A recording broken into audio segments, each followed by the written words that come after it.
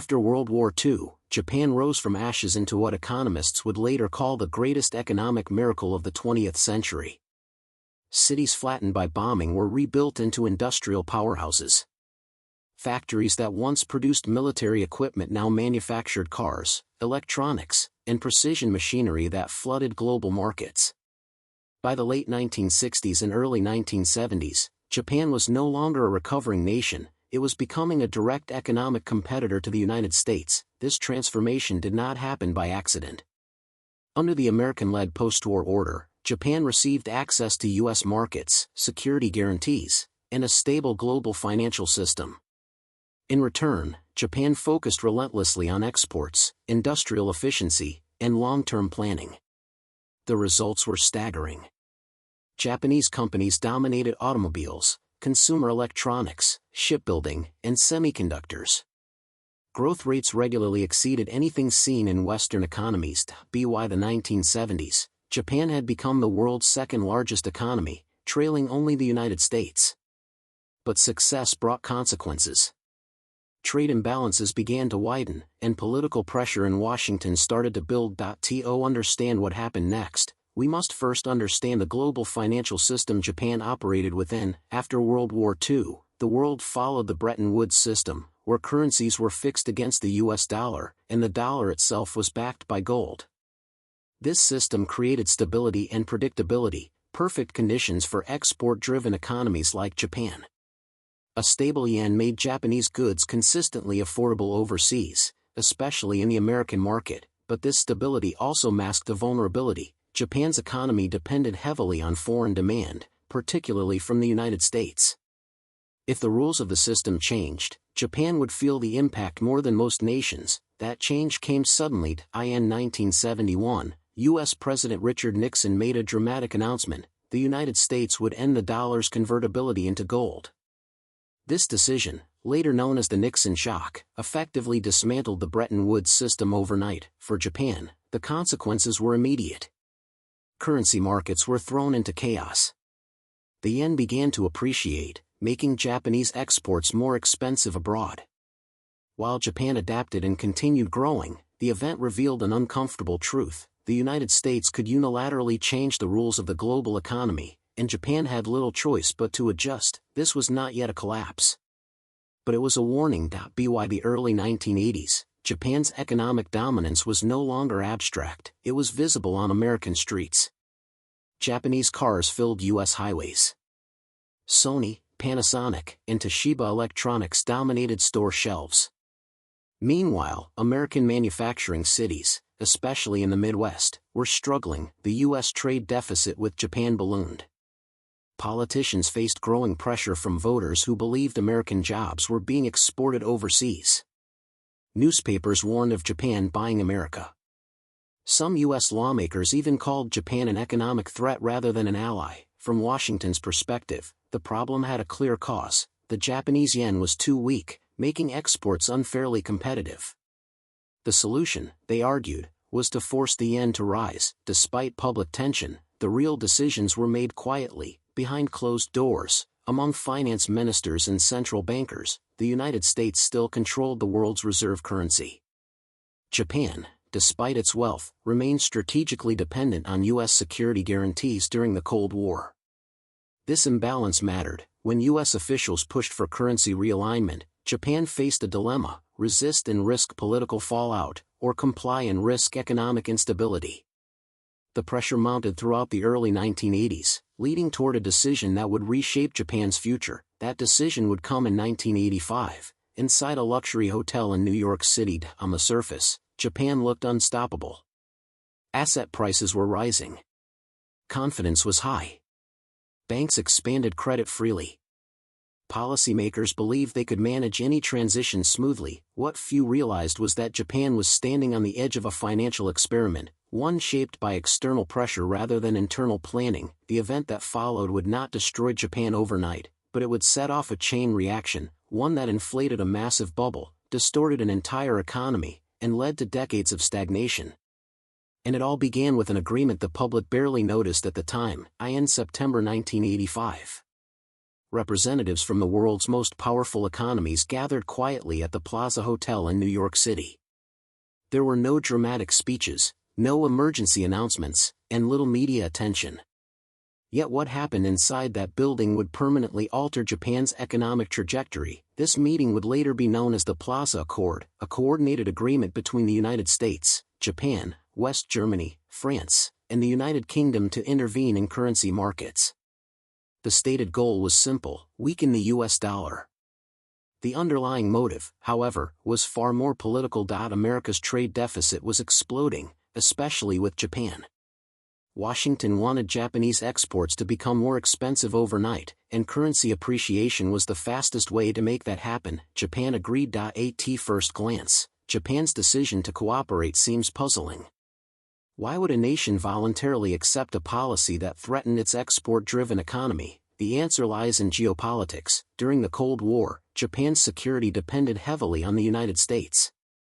American military bases protected Japan from regional threats, particularly the Soviet Union. The U.S.-Japan alliance was not just economic, it was existential. Saying no to Washington was not a realistic option. Behind closed doors, Japanese officials believed they could manage the consequences. A stronger yen might slow exports, but domestic demand could compensate. Central bankers assumed they could fine-tune the economy with monetary tools. This assumption would prove catastrophic. The effects of the Plaza Accord were immediate and violent. Between 1985 and 1987, the Japanese yen nearly doubled in value against the US dollar. For exporters, this was devastating. Products that had once been affordable overseas suddenly became expensive. Profit margins evaporated almost overnight. Factories panicked. Executives warned of layoffs. Policymakers feared recession. Japan had escaped wartime destruction and oil shocks, but now it faced something entirely new, a policy-induced economic shock created by its own allies. To prevent collapse, Japan's central bank acted fast. The Bank of Japan slashed interest rates aggressively. Credit became cheap. Money flooded the economy. The goal was clear: stimulate domestic investment to offset export losses, and it worked. At first, businesses borrowed freely. Consumers spent confidently. Asset prices began to rise.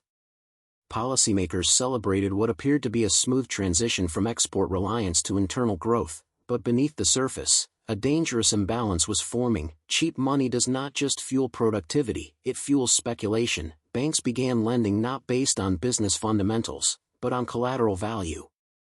And the most valuable collateral in Japan was land. Real estate prices soared beyond reason.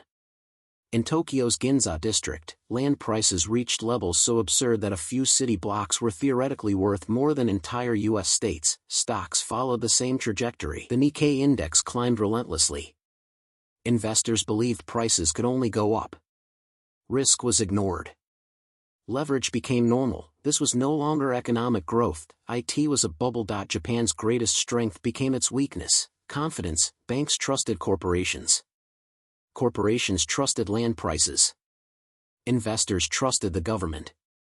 And the government trusted its own ability to control the outcome. Warnings were ignored.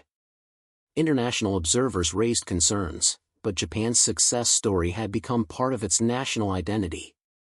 Admitting danger felt unthinkable, yet the foundation of the economy was no longer productivity or innovation, it was asset inflation driven by monetary desperation. The system was unstable. All it needed was a trigger. Ironically, the same policymakers who feared recession now feared overheating.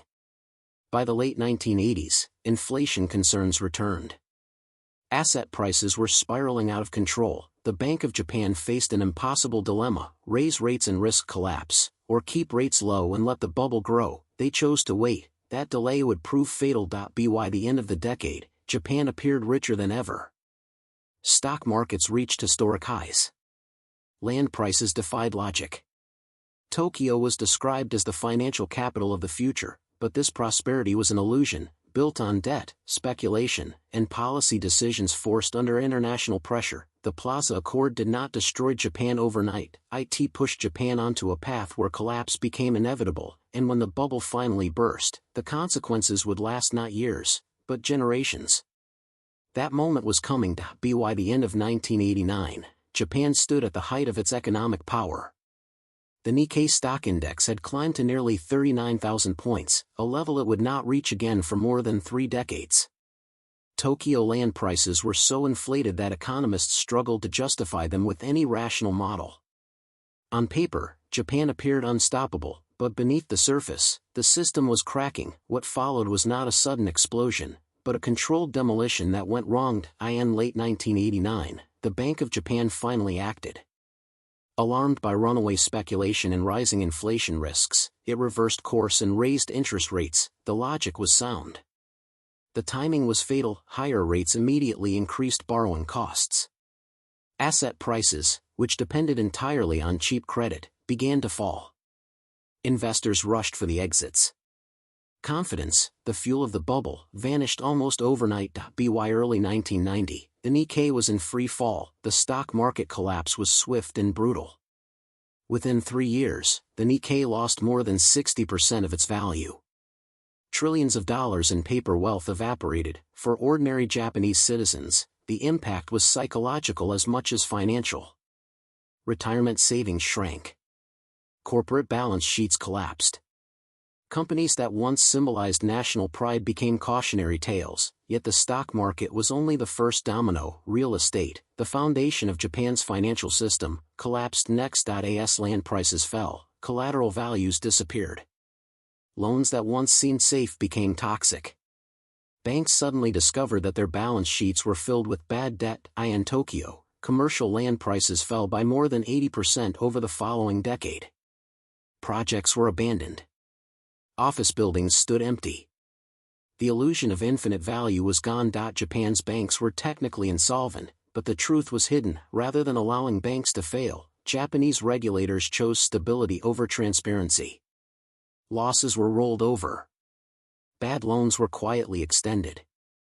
Insolvent institutions were kept alive through regulatory forbearance. This created what economists later called zombie banks, institutions too weak to lend productively, but too protected to collapse. Credit stopped flowing to innovative businesses. Capital remained trapped in failing firms. Economic stagnation spread. Japan had entered a trap. As asset prices fell, deflation followed. Prices declined year after year. Consumers delayed spending, expecting cheaper prices tomorrow. Businesses postponed investment. Wages stagnated. This was not a recession, it was a slow-motion economic freeze. Traditional economic tools failed. Interest rates were lowered to near zero, but borrowing did not recover.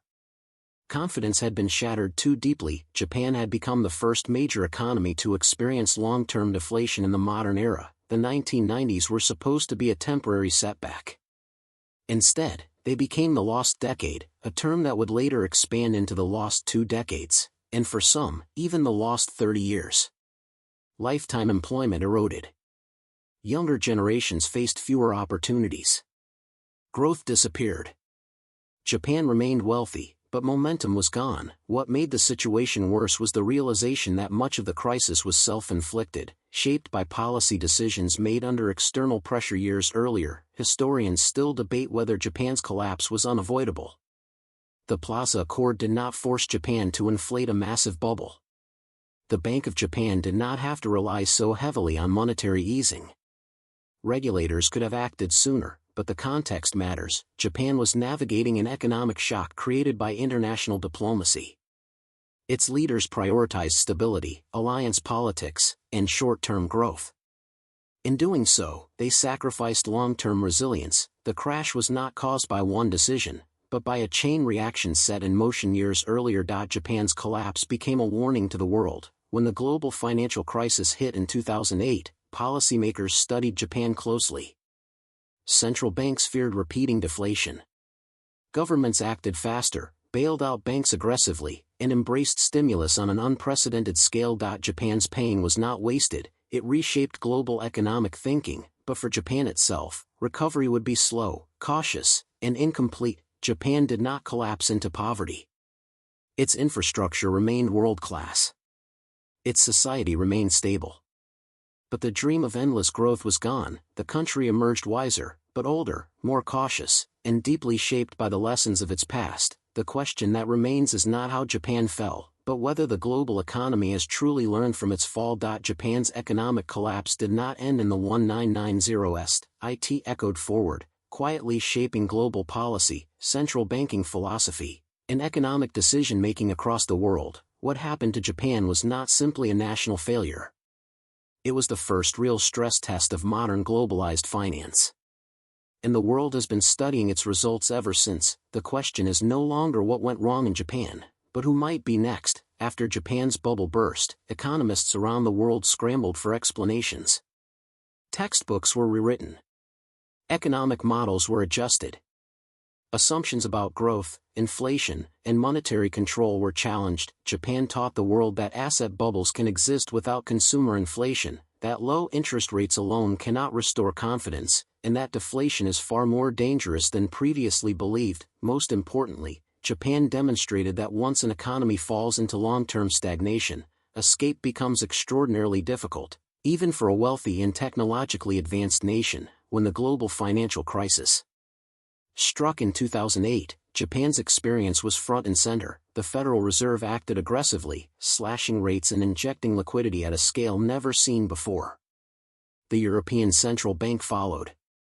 Policymakers openly stated they wanted to avoid becoming Japan. Quantitative easing, once considered radical, became mainstream. Massive stimulus was justified by a single fear: deflationary paralysis. In this sense, Japan did not fail in vain. Its collapse became the world's instruction manual. The parallels are uncomfortable. Like Japan in the 1980s, the United States experienced asset booms fueled by cheap money.